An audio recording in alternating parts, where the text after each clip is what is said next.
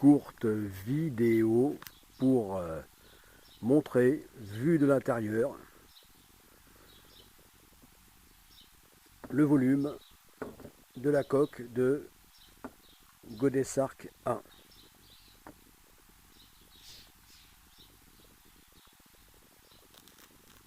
Voilà, donc j'en profite de montrer ceci avant de replacer les planchers, les planches. Voilà, les planches de chantier. Voilà, parce qu'une fois replacées, on ne verra plus donc les deux lisses de fond de coque. Voilà, donc qui permettent, là, c'est qui longe de l'avant jusqu'à l'arrière. Voilà.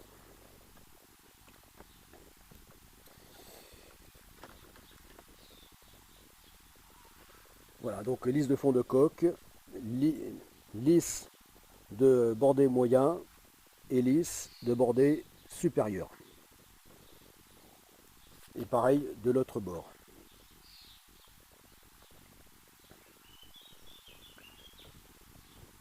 Il n'y a que le bordé inférieur où il manque donc leur lisse. Pourquoi c'est bordé inférieur, bâbord et tribord. Chacun, il manque leur de lisse. Voilà, comme je l'ai expliqué précédemment, que finalement je placerai quasiment en tout dernier donc de la construction du voilier, du gros œuvre donc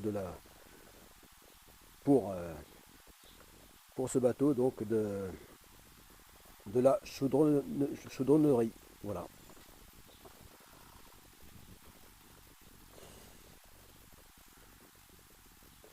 Voilà. Donc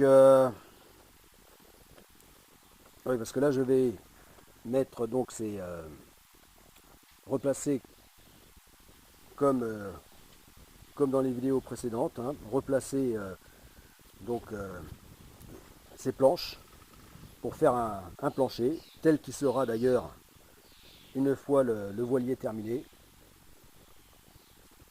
Voilà, puisque ces planches correspondent au sol, voilà, sur lequel nous marcherons. Voilà, correspondent donc se trouve légèrement en dessous de la ligne de flottaison. Voilà. Et donc en dessous, on peut assimiler donc à la cale et on peut assimiler donc ce plancher comme étant le faux pont. Voilà, comme le faux pont. Puisqu'en dessous de la ligne de flottaison.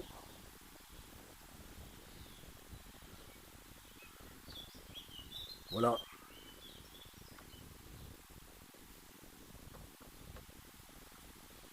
Et ici, avec le pont, ici donc le passe avant tribord. Et là, le roof,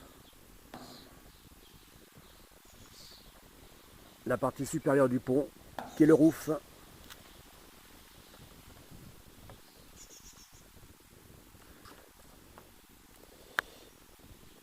Voilà.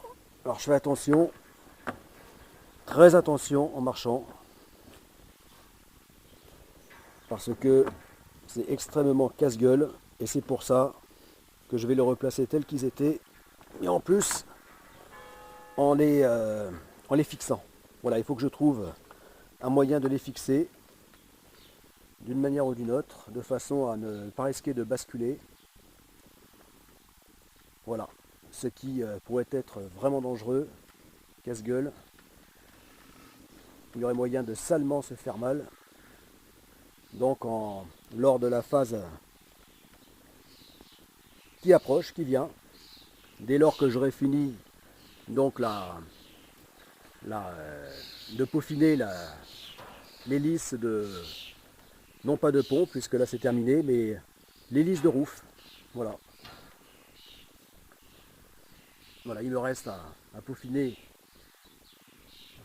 Donc voilà, l'hélice de roof que l'on voit là. Et donc l'îloir avant. Voilà.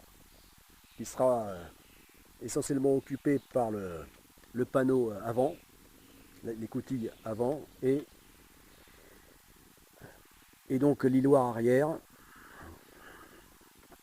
qui là sera occupé au niveau du vide ici, par les coutilles arrière. Voilà, la descente, la descente principale. Enfin, le passage principal, voilà, pour entrer et sortir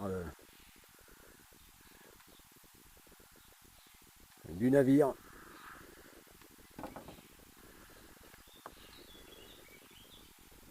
Voilà, et là, on voit bien, côté bâbord, donc la lisse de fond.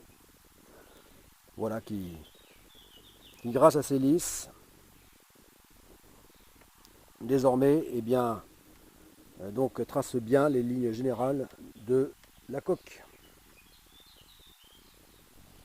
Voilà, donc je filme ça juste pour, tant que c'est visible, avant de remettre les planches. Voilà, pour bien se représenter ce que sera le volume intérieur.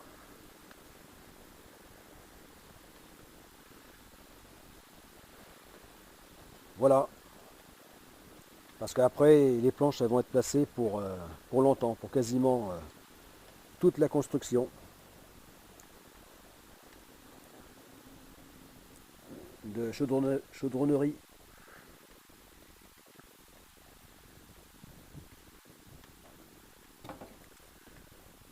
Voilà, puisque je vais m'appuyer dessus pour pouvoir de l'intérieur poser donc les tôles de bordée. Enfin, d'abord les tôles de pont, de roof, de pont, puis de bordée. Et je pense commencer par les tôles de cockpit, par l'arrière. Voilà.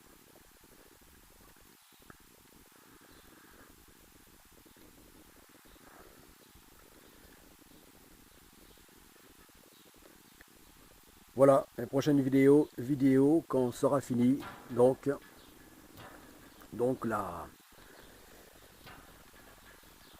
structure longitudinale du roof, voilà, qui marquera la fin de la première étape, avant de passer à la seconde, sur les 5 étapes totales enfin, le nombre total d'étapes pour la construction. Voilà. Et donc, quand la structure, à la prochaine vidéo, je montrerai, sera terminée, et bien après, je passerai à l'étape 2, donc qui sera la pose des plaques. Des plaques de métal, hein, d'acier ou de tôle.